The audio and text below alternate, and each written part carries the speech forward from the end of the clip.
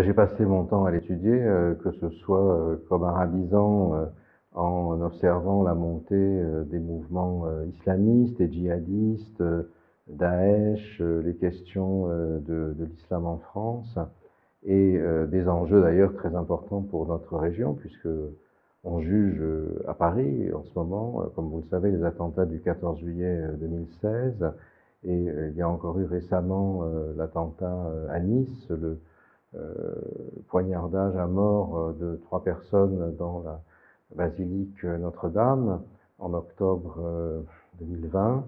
Et puis là, je suis aussi bien sûr sensible à tous les enjeux migratoires. De ma fenêtre, je peux voir le train arrêté et contrôlé pour l'immigration par les forces de police. Et puis, bien sûr, on est très préoccupé ici par l'évolution de la situation politique dans l'Italie, qui est juste à notre frontière.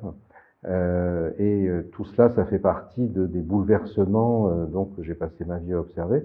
Mais dans ce nouveau livre qui s'appelle Enfants de Bohème, au fond, je mets cela en perspective en m'intéressant à l'histoire de l'autre partie de ma famille, celle qui n'est pas mentonaise ou gambarine, mais qui est tchèque, et en retraçant la vie de mon grand-père, arrivé en France en 1908 depuis Prague, pour traduire Guillaume Apollinaire en tchèque.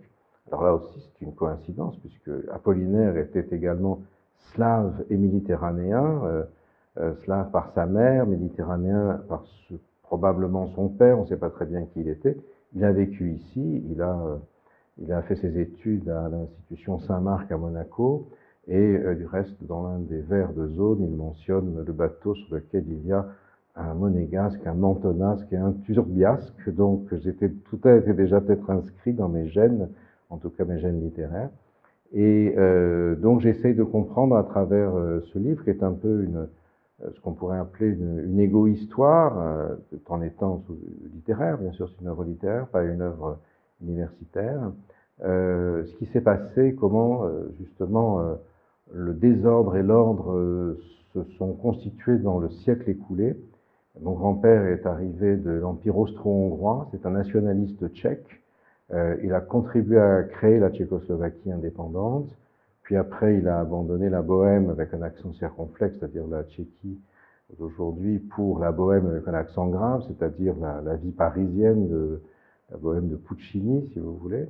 Après, il était à la Société des Nations à Genève, dans les années 30, puis il a fui l'invasion nazie à Londres pendant le Blitz, pendant la Seconde Guerre mondiale, et il est revenu en France après la guerre. Il y est resté quand le rideau de fer communiste s'est abattu sur son pays natal. Donc, d'une certaine manière, je suis le produit, à mon corps défendant, des bouleversements de l'histoire, du ressac et des passions et des haines de l'Europe du XXe siècle.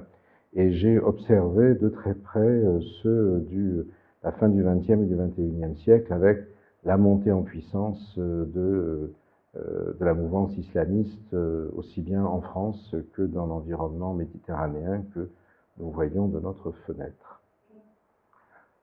Que comme ça, ils auront devant eux quelqu'un qui est à la fois l'âme femme du pays et un homme du monde. Et donc voilà, c'est l'occasion de discuter et puis de se projeter dans tout ça. Je crois que c'est très important que notre ville, dont nous savons tous qu'elle connaît aujourd'hui des difficultés, il y a eu malheureusement ces soucis, le décès de l'ancien maire, les difficultés dont tout le monde s'est fait l'état dans la presse. Et je crois qu'il est très important que nous nous unissions dans nos forces pour positiver, pour donner de notre ville une image qui est celle qu'elle mérite, de cet endroit magnifique, qui n'est pas réductible à une carte postale folklorique, mais où il se passe beaucoup de choses. Et je pense que si je peux contribuer justement à rendre à Menton, où je suis désormais